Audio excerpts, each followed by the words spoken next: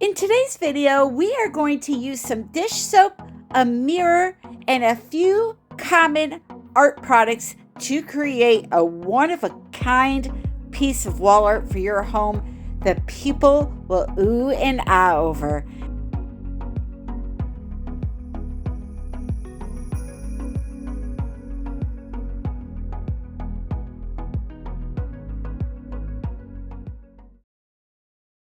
Hello, my friends. Welcome back to another video. So today I'm going to be using a cheap mirror I got off Amazon, some UV resin, a UV light, of course, to cure it, some Dawn dish soap.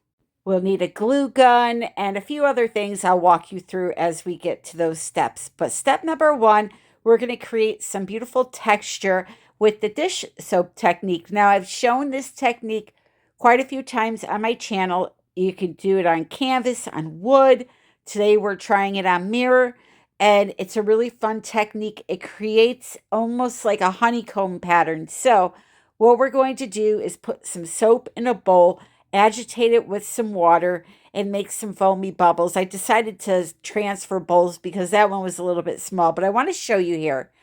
What you want to use out of this bowl is not the water, just the foam on top. That's all you need to use, okay? You don't want a lot of water in this, so try to scrape from the top. So the first thing I'm going to do is I'm going to put a little bit of my UV resin into a small cup. This bottle is just too big to, work out of, so I just put a little bit into a paper cup. And then we're going to make some contour lines. We're going to use an old paintbrush that we don't care about, or we can even drizzle it out of the cup if you're really careful. I'm not careful, so I'll use the paintbrush. But we're going to make a nice line that contours approximately about 3 to 4 inches from the bottom of the mirror. The idea is not to cover the whole mirror, but to make 2 areas of interest on the mirror. And in the end, this turned out beautiful. Spoiler alert, I am so happy with this. I can't wait to make a bunch of different designs. However, let's get back to this one. I'm digressing. So I just want to make about a 1/2 inch wide contour with that UV resin. And once I get it spread out, it's a nice even layer of the UV resin. I'm going to come in with the dish soap bubbles and place only the foamy upper layer on top of that wet resin. So what actually happens here is the bubbles sit on top of that wet resin, and when you go to cure it with the light, the bubble is like creating a void, we'll say, a round void in the resin. It cures beautifully. You're never getting this off this mirror. You can't peel it up or anything like that. So be very careful where you put it because you can't start over. But anyway, you put the bubble on top of the wet resin as you just saw me do there. Hover your light about 60 seconds over the area going back and forth. And then once you're done doing that, you're going to come in and you're going to wipe away those bubbles. And what's going to be left behind is this beautiful, almost crater-ish honeycomb pattern. So if you're not used to working with resin, this is a UV resin, which needs a UV light, and it cures it within a minute or two. Here's the pattern that it makes. It almost makes like a crystal effect on this mirror. It was really pretty. But if you look really close, you'll see the little pockets that the bubbles form in the resin as it's curing. Once I go and color this in, you'll be able to see it a lot better. Right now, it's too clear and it's on top of mirrors, so you're going to have a hard time seeing it. But trust me, you're going to love it when it comes up. So anyway, we're going to do another small section together here again. Put down the wet resin as you want to.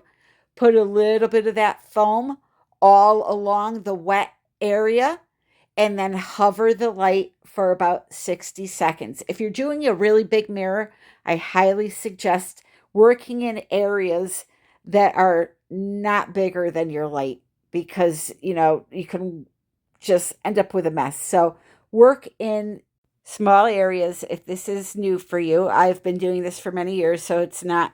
Work in small areas and you'll be fine. So now I want to make a paint that's going to stick to this glass. So I decided to use some gesso and a little bit of black acrylic paint to make a gray tone.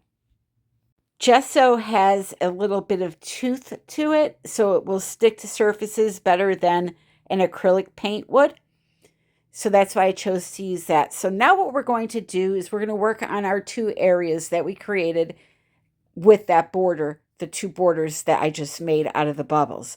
I'm going to use this little dabber, this little sponge, and just sponge the gray paint into the two areas. Very simple. We're going to create two areas of interest that is going to knock this Amazon mirror up 20 levels.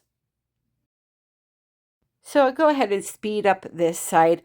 I'm not going to show you each side because it's repeating the same thing on each side. So I'll zip through some spots and then slow down others. You'll get the gist of it by the time you're done watching this. But now I want to create a lighter tone of that gray. So I'm just putting a little more gesso to lighten it up. And I'm going to just kind of dab it in along that border again, just to get a secondary shade of the color. In the description of this video, I will be sure to link the products that I used, where I bought them from. I will also put Amazon links there for you. And there's also ways that you can follow me on social media. You could join a Facebook group that we have almost 30,000 people in sharing their art. It's a lot of fun. So yeah, I'll make sure that's all in the description below for you. So I'm just going to finish up this little edge here, and then we're going to move on to the next step.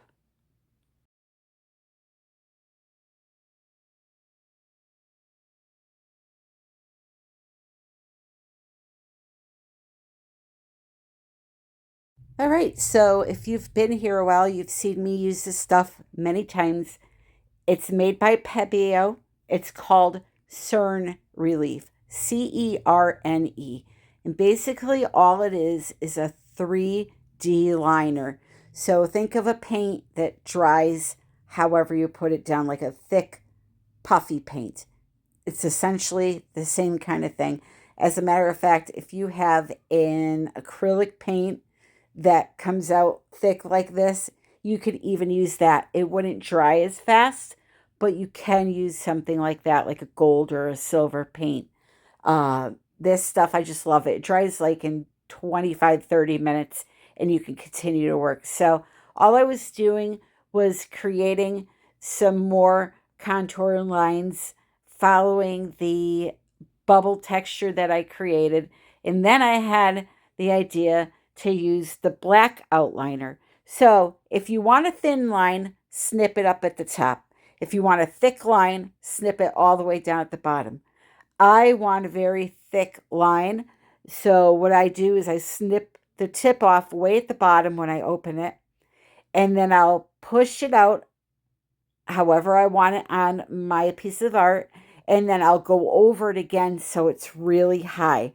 And the reason why I'm doing this is because in this area, I'm going to be adding some beautiful, sparkling glitter and crystal mixtures. So I want a nice barricade for it. Plus, I want to add a little bit of black to my project. So that's why I chose to use this. Now, if you make a mistake on this part, it's not a big deal. You'll see I made a mistake. You can just wipe it away when it's wet. And because I'm going to be covering this with crystals and black glitter, you're not going to see the oops. So it's not a big deal.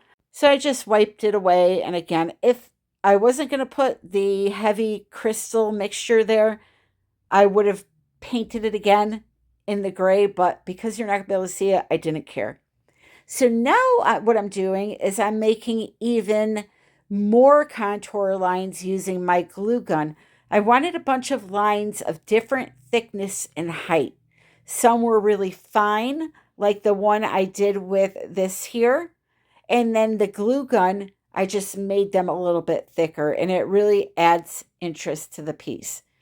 So now that I'm done doing that, I'm going to use this metallic powder I got from Let's Resin off of Amazon. And what's great about using the glue gun and the bubble texture is this stuff clings to it like a magnet. You can't get it off. So with a dry paintbrush, I just lightly brush it over that bubble texture and the hot glue lines, and now you're going to see that texture pop out because I'm coloring it. So it'll be a lot easier to see. It's a really fun texture. I've already decided I'm going to make a light up moon mirror doing this technique. So I look forward to showing you that one. But yeah, it's really easy to do. It's a lot of fun. And as you see, once you color it, it really just stands out. So I will go over those areas with that dry powder. And then, as I said, it sticks to the hot glue. And there you go. It looks like you have lines of molten silver going along your artwork. Usually people use resin to do lines like this, detail lines. They'll color it with their silver and then they'll put it on their canvas and wait 24 hours for it to dry. This way, you're done in 5 minutes. The glue dries, 3 minutes, and then you just brush this stuff over, and it's fantastic. So now, with my Posca marker, best markers in the world, by the way, I swear by these things, I'm just going to make a few more fine black contour lines in both areas, both sides of the mirror. And then we're going to move on to the final step. This was a really easy project to do. I think it took me a total of 4 hours to complete the whole thing. So if you like to sell at the craft fairs, this is one to make. So now here's my bling mixture, my little brew of happiness. I love my bling. I have some black glitter, some silver glitter, some crushed glass, just anything that matched that theme, that black, silver, sparkly theme, I threw in that cup. So look through your glitter stash or your bling stash. I'm sure you'll have something. And what you're going to do is now use your UV resin as a glue. So we're going to put that down on the surface that we want to cover. And then we're going to sprinkle our blingy mixture in that area. We're going to hover our light for a good, I'd say 180 seconds. And then we're going to tip it off. We're going to knock off anything that's loose, which shouldn't be too much. And we're going to have a beautiful crystallized area on our beautiful mirror. And I will apologize. I said 180 seconds. This was a 14-inch mirror, and you see how big those areas are. I did about 120 seconds. So now you'll see it's on there permanent after I shook it off. We'll do this one other little area. Same exact way, just put some UV resin down and go ahead, sprinkle your bling on, hover that light, and then shake it off. So last step I'm going to do is I'm going to clean up this mirror and I'm going to take it out for you to see, and boy, oh boy, am I in love. But first, if you're wondering how to hang these things, buy a set of command strips, slap them on the back, stick it to the wall, you're all done. So here's our beautiful mirror. It's a little hazy because I'm outside and it's the sun setting and it was hot, so my camera was fogging up a bit, but oh my, this came out so beautiful, except for one thing. Can you see it? Right here, these two little dots. Somehow my resin splashed a little and I didn't pay attention and I cured it. So it has two little dots there. So don't be a scatterbrain like me and look at your areas before you go and bring that UV light out. So look at the beautiful sparkle. I am in love with this piece. It was so easy to do.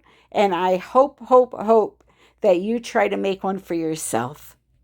So, my friends, that's it for today's video. I want to thank you again for joining me. Don't forget to check out the description. Don't forget to click the like on the way out. Hit that subscribe button if you aren't subscribed already.